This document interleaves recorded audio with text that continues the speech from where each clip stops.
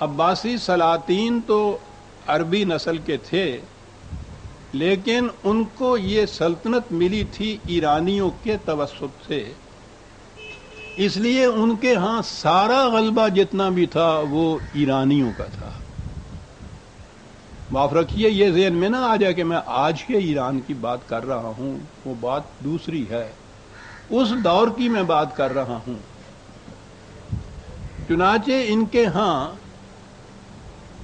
ذہنی، فکری، ثقافتی، علمی، مذہبی ہر شعبے پہ ایرانی ذہنیت جو تھی وہ غالب آئی ہوئی تھی۔ کبھی آپ نے اس پہ بھی غور کیا کہ شیعہ حضرات کے نہیں، خود سنیوں کی حدیث کے 6 مجموعے جنہیں صحیح ترین کہا جاتا ہے، ان 6 کے 6 کے مجموعوں کے مؤلف ایرانی تھے، یعنی عربی بھی ان میں ایک نہیں۔ اندازہ لگائیے کہ ان کے اثرات کتنے غالب تھے۔ سب سے پہلی تاریخ جس نے لکھی ہے اسلام کی مبسوط اور جو اصل و بنیاد چلی آ رہی ہے اس وقت سے آج تک، وہ بھی ایرانی تھا۔ اور سب سے پہلی تفسیر آپ کے ہاں جو لکھی گئی 30 جلدوں میں، وہ بھی ایرانی تھا۔ آپ سوچ لیجئے کہ اس کے بعد یہ جو نیا اسلام وجود میں آیا تھا اس کی کیفیت کیا ہوگی۔ ایرانیوں نے تو انتقام لینا تھا ان عربوں سے یا مسلمانوں سے، کیونکہ کل ہی تو ان کی ہزار سال کی تہذیب و تمدن کی جڑیں اکھڑ گئی تھی۔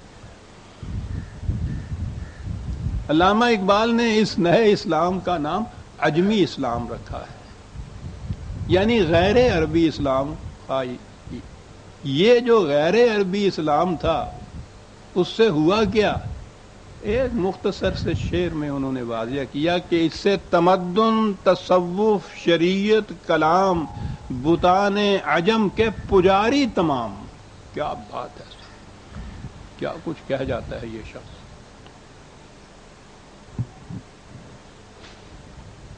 عجیب چیز ہے، اور اس کو شاید میں نے پہلے بھی کسی درس میں بھی پیش کیا تھا کہ یزید کے خلاف سب سے بڑا اعتراض یہ حضرات یہ کرتے تھے اور کرتے ہیں کہ اس نے ملوکیت کی ابتدا کی تھی، اور اس کے بعد یزید سے لے کے آج تک جتنے بھی مسلمان فرما روا ہوئے، اور بالخصوص وہ دور جس میں یہ اسلام وضع ہوا، وہ سب کے سب اسی طرح سے اقتدار کے تخت پہ آئے تھے جس طرح سے یزید آیا تھا۔ تو یزید کے خلاف تو یہ سارے حضرات اس دور میں موجود تھے، یہ بڑے بڑے مشائخ، علماء کرام، ائمہ اعظام جن کے نام کے ساتھ ہم سلام و رحمت لیتے ہیں، یہ سارے اس دور میں موجود تھے۔ انہی کے ہاں سے یزید کے خلاف تو یہ فتوے صادر ہوتے تھے، اور وہ ان بادشاہوں کے حق میں ممبروں پہ کھڑے ہو کے دعائیں مانگا کرتے تھے، ان کی سلطنت کے استحکام، ان کی قوت اور اقتدار کے مضبوط ہونے کے لیے۔ اس قسم کا تضاد بھی آپ کو کہیں نظر آتا ہے؟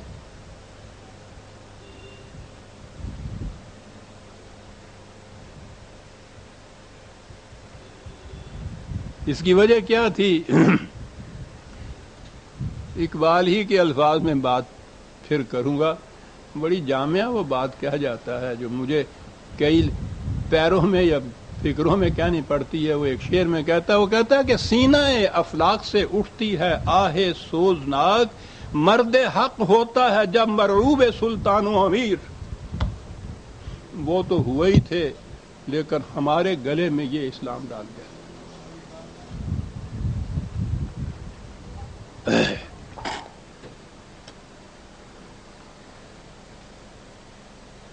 بادشاہت یا ملوکیت کا یا انسانی حکمرانی کا اثر کیا ہوتا ہے؟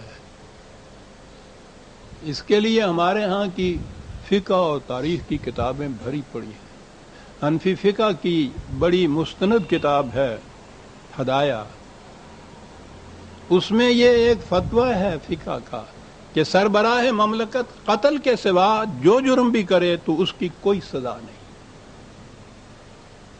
تو یہاں تو غنیمت تھا کہ انہوں نے قتل کو تو مستثنا قرار دیا، لیکن آگے بڑھے تو حنفیوں ائمہ میں سے ہی ابو بکر جساس بہت نامور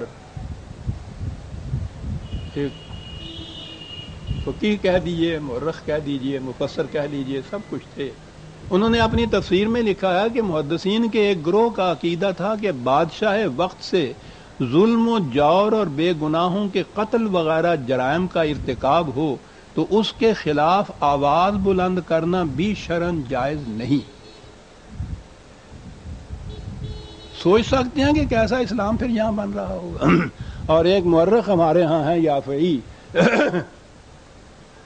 انہوں نے اپنی تاریخ میں یزید بن عبد الملک کے زمانے کا یہ واقعہ لکھا ہے کہ 40 شیوخ نے آ کر اس امر کی گواہی دی کہ سلاطین قیامت کے دن بھی بغیر حساب کے بخشے جائیں گے. یہ زندگی تو ایک طرف کچھ تعجب انگیز سی باتیں آپ کو نظر آئیں گی، لیکن ملوکیت یہ کیا کرتی ہے. اور پھر اس کے لیے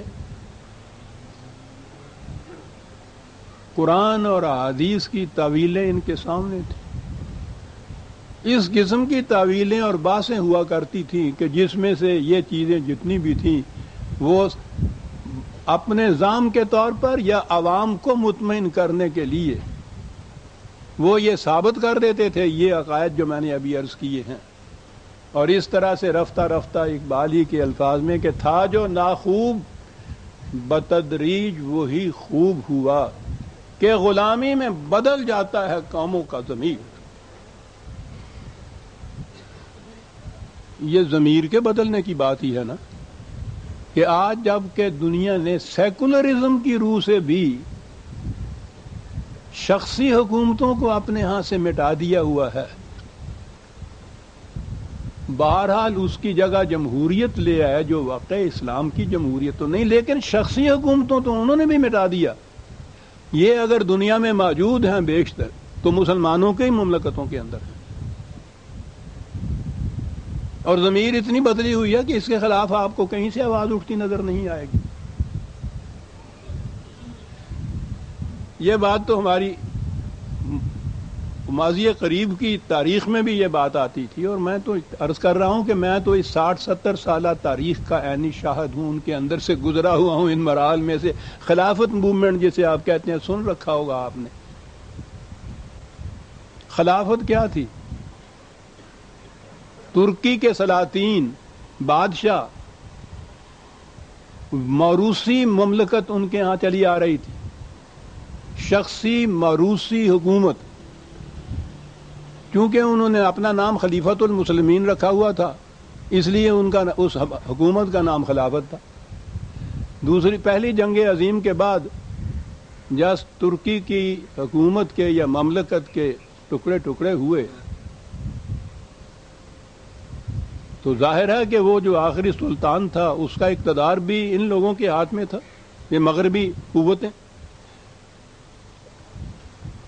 اس مملکت کی کو بچانے کے لیے مصطفیٰ کمال نے اور ان کی پارٹی نے ایک تحریک وہاں اٹھائی کہ اس ملک میں جمہوریت قائم کی جائے.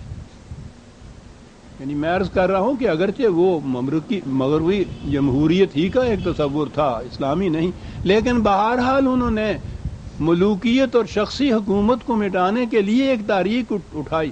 اور آپ حیران ہوں گے کہ ساری دنیا میں بالعموم اور خود ہندوستان کے اندر بالخصوص مصطفیٰ کمال کے اور اس کی تحریک کے مخالفت میں تحریکیں یہاں برپا ہو گئیں.